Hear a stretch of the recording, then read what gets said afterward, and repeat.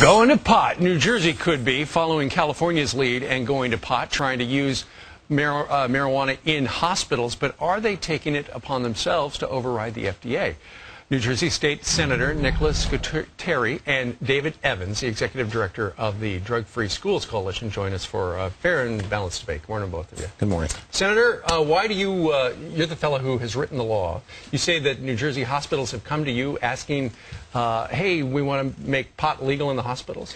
New Jersey teaching hospitals have presented a proposal to our new Republican administration and asked them to be one of the prime dispensaries during this medical marijuana manufacturing phase that we're in the process of ferreting out and putting together in a manner that we think is reasoned, controlled, and is going to be in the best interest of all the members of the public. Now, would they be able to smoke pot, or are we talking about some of those pills with the pot stuff in it? Well, whatever the doctors believe is the best way to ingest the marijuana. So it could be smoking pot? Certainly. All right. Dave, you got a problem with this? Well, I have a problem with the whole idea of medical marijuana, but the hospital plan at least is better than what he originally wanted to do. He wanted people to be able to have pot gardens where they could have 6 marijuana plants. Those plants can get as tall as 6 feet and 4 feet wide.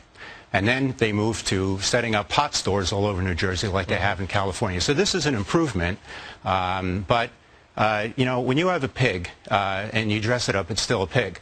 No matter how you try to make smoking pot medical, it's not. It's not been proven to be a safe and effective medicine. If you look at 3 of the conditions that are mentioned in this law, cancer, for example, nobody can accuse California of being prejudiced against marijuana, but the Department of Environmental Protection out there last summer declared marijuana smoke to cause cancer. AIDS is also mentioned in this legislation. Harvard Medical School just came out with a study showing that if you ingest marijuana in any form, it weakens your immune system, opens your body up to Kaposi's sarcoma, which is something people with AIDS die from. Multiple sclerosis is also mentioned in this law.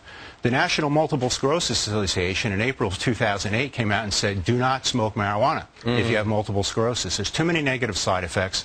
There are safer, already FDA-approved medicines available. All right. Nick, how do you respond? Well, one of the purposes of having the hospitals allowed to be the dispensaries, that would allow for scientific study of this. I've met with the Department of Health Commissioner recently to talk about this and giving a rollout period to allow the hospitals, the teaching hospitals specifically, to educate new doctors, to study the strains of marijuana, to study its efficacy with respect to these terminally ill patients. And I think terminally ill patients, the last thing they're worried about is contracting cancer from marijuana. But isn't there something, you would think in a hospital they would have some really potent drugs.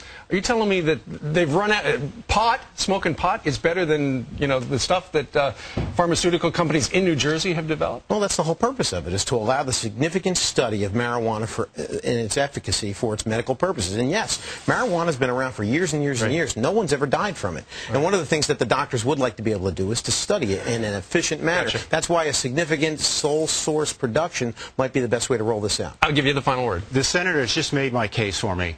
He approved something as a medicine where he even now acknowledges there's not enough research showing that it's safe and effective. This is the height of irresponsibility. This is a typical move for the New Jersey legislature. The federal government's the one who's been irresponsible in allowing for the they have significant study. Senator, there already are 2 cannabinoid-based drugs that have gone through the FDA process. There's one in the process right now called Sativex. That is absolutely untrue.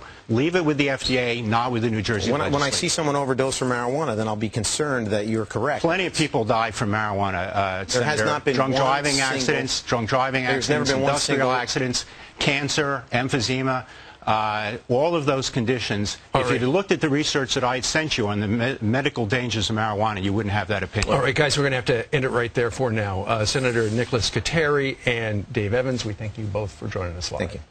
Email us right now. Where do you come down? Do you think this is a good idea or not? Friends@foxnews.com.